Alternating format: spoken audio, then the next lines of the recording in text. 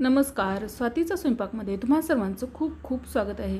तर आज आपण एकदम टेस्टी, खमंग, चवदार आणि चविष्ट अशी रेसिपी बघणार आहोत। महाराष्ट्राची फेमस अशी ही रेसिपी आहे। ही रेसिपी बनवायला अगदी सोपी आहे आणि सर्वांची ऑल टाइम फेवरेट अशी आहे। तर आज आपण बनवणार आहोत धपाटे। चला तर रेसिपीला सुरुवात करूया। तर इथं आपण पहिलं वाटण बनवून घेऊया। तर मी इथं मिक्सरचं भांडं घेतलेलं आहे। आता त्यामध्ये मोठा 1 चमचा मी धने घेतलेले आहेत, त्यासोबत 1 चमचा जिरं आणि 1 चमचा ओवा घेतलेला आहे। सोबतच 20 ते 25 लसूण पाकळ्या घेतलेल्या आहेत आणि 15 ते 20 हिरवी मिरची घेतलेली आहे।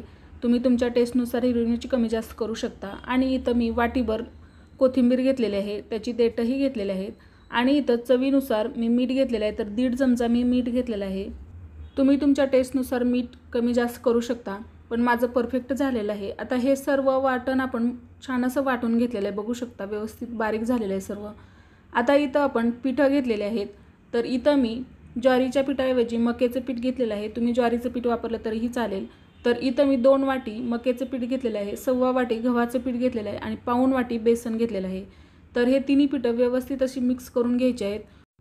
तर इथं मी मक्याचं पीठ वापरलेलं आहे, खूप छान लागतं, टेस्टी लागतं। तुम्ही एकदा नक्की ट्राय करून बघा मक्याचं पीठ वापरून। आता आपण जे वाटण बनवून घेतलेलं आहे तेही यामध्ये घालून घेतलेलं आहे। तर हे धपाटे बनवताना आपल्याला जास्त मसाल्यांची गरज नाही। इथं मी अर्धा ते पाऊण चमचा हळद घातलेली आहे, त्यासोबतच 2 ते 3 मोठे चमचे तीळ घातलेले आहेत आणि खूप सारी बारीक चिरलेली कोथिंबीर घातलेली आहे। आता मसाले आपले यामध्ये सगळे टाकून झालेले आहेत। तर पाणी घालण्याच्या अगोदर आपण हे कोरडे जिन्नस व्यवस्थित असे या पिठामध्ये मिक्स करून घ्यायचे आहेत। तर इथं आपण हे व्यवस्थित मिक्स करून घेऊया आणि आता यामध्ये आपण बारीक चिरलेला कांदा ॲड करून घेणार आहोत। तर इथं मी अर्धी ते पाऊण वाटी बारीक चिरलेला कांदा घातलेला आहे। कांद्यामुळे धपाट्यांना चव खूप छान येते। तर आता हे व्यवस्थित असं मिक्स करून घेऊया। आता यामध्ये थोडं थोडं पाणी घालत आपल्याला हे पीठ मळून घ्यायचं आहे। तर एकदम पाणी नाही घालायचं, थोडं थोडं पाणी घालत घट्टसर असं हे पीठ मळून घ्यायचं आहे। जर पीठ जास्त सैल झालं तर धपाटे आपले व्यवस्थित येत नाहीत। तर घट्टसर असं हे पीठ आपण मळून घेऊया। तर इथे तुम्ही बघू शकता मी थोडं थोडं पाणी घालून धपाट्याचं पीठ छान असं मळून घेतलेलं आहे। पीठ मळल्यानंतर एक 5-10 मिनिटं ठेवायचं किंवा लगेच केलं तरीही चालते धपाटे। आता इथं मी धपाटे बनवून घेणार आहे। तर एका वाटीमध्ये पाणी घेतलेलं आहे आणि हाताला पाणी लावायचं आहे। अशा पद्धतीनं पिठातील थोडासा भाग काढून घ्यायचा आहे। अशा पद्धतीनं गोल बनवून चपटा बनवून घ्यायचा आहे। तर इकडं मी पोळपाटावरती एक कॉटनचा कपडा ठेवलेला आहे, ओला करून घेतलेला आहे कपडा। आता यावरती आपण पाणी घालून घ्यायचं आहे आणि आपण जो बनवून घेतलेला पिठाचा गोळा आहे तो यावरती ठेवून घ्यायचा आहे आणि अशा पद्धतीनं आपण धपाटं थापून घ्यायचं आहे। तर इथे तुम्ही बघू शकता अशा पद्धतीनं मी प्रेस करत करत हे धपाटं बनवून घेणार आहे। तर धपाटे बनवायला खूप सोपे आहेत, थोडंसं लक्ष देऊन बनवलं तर एकदम परफेक्ट अशी बनतात। तर तुम्ही इथे बघू शकता याच्या कडाही व्यवस्थित आपण प्रेस करून घेणार आहोत। जास्त कडा चिरलेल्या असतील तर तिथे आपण अशा पद्धतीनं त्याला व्यवस्थित प्लेन करून घेणार आहोत, बघू शकता। आणि धपाटी जास्त जाड करायची नाहीत, पातळ बनवायची। तर छान असं पसरवून घ्यायचं आहे धपाट्यांना। तर इथे बघू शकता अशा पद्धतीने मी छान असं हे धपाटं व्यवस्थित पसरवून घेतलेले आहे। त्यावरती थोडेसे तीळ घालून घेतलेले आहेत। आता हे तीळ व्यवस्थित असे प्रेस करून घ्यायचे आहेत आणि धपाट्याला 5 होल पाडून घ्यायचे आहेत। होल पाडल्यामुळं धपाटे छान खमंग असे भाजतात। तर इथे आपलं हे धपाटं बनवून तयार झालेलं आहे। तुम्ही इथे बघू शकता अशा पद्धतीनं याचा कपडा धरून हे धपाटं उचलून घ्यायचं आहे, अजिबात मोडत नाही आणि तव्यावरती घालून घ्यायचं आहे। तर इकडं मी तव्यावरती तेल लावून घेतलेलं आहे। तव्याला छान असं भरपूर तेल ओतून घ्यायचं आहे पहिल्यांदा।